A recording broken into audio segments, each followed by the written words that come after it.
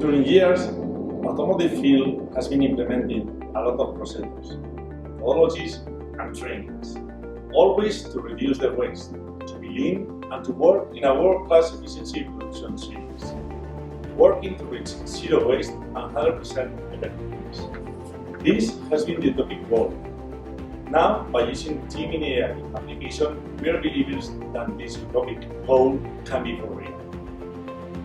Being machines, material and processes very controlled, technology highly implemented, and rates very low in terms of variability in waste, we have reached a point to improve which is almost impossible by following the standards and current waste limit. Complexity to calculate all variables and do a cross-checking about how they interact between them is almost impossible by current estimate.